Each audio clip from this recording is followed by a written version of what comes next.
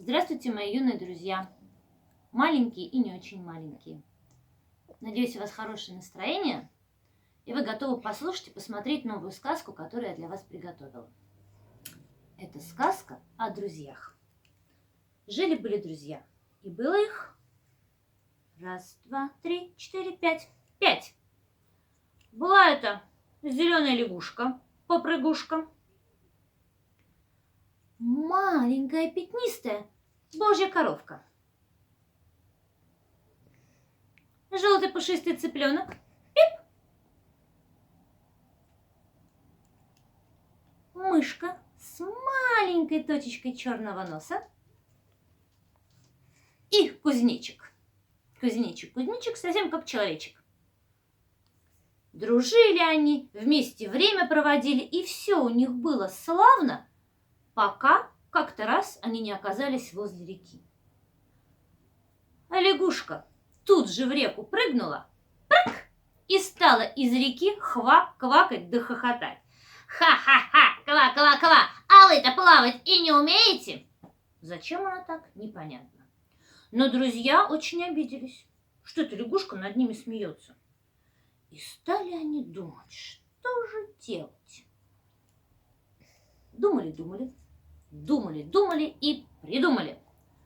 Побежал мышонок и принес большую, тяжелую, но смог принести скорлупу от грецкого ореха. Вот такую скорлупу я из пластилина слепила специально для этой сказки. Принес мышонок скорлупу, а цыпленок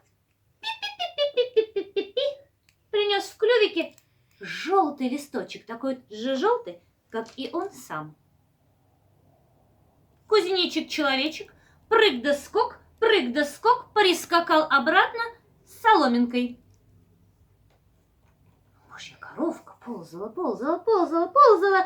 и принесла ниточку.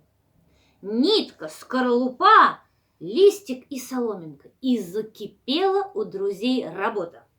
Поставили они соломинку в скорлупу, веревочкой привязали к соломинке листочек. Держится. Привязали листочек, и получился у них кораблик. Их четверо, силы много, столкнули они этот кораблик в реку. Сели в него все четвером. И цыпленок, и мышонок, и божья коровка, и кузнечик. И поплыли по реке, ветерок дует, парус раздувает, развивает, кораблик по реке плывет. Лягушка смотрит на них, да удивляется. Только еще раз квакнуть да посмеяться захотела, как порыв ветра унес кораблик далеко-далеко по реке к новым приключениям. А лягушка одна осталась, недоумевая. Квак, квак. Я думаю, после этого она больше ни над кем не смеялась, потому что если над кем-то смеяться, можно остаться одному.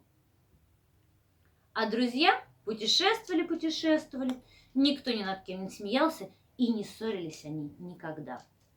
Чего и я вам желаю. Желаю вам очень хороших друзей, с которыми было бы интересно и с которыми вы никогда бы не ссорились. Такая была сегодня у меня для вас сказка. Желаю всем хорошего настроения и до новых встреч. Пока.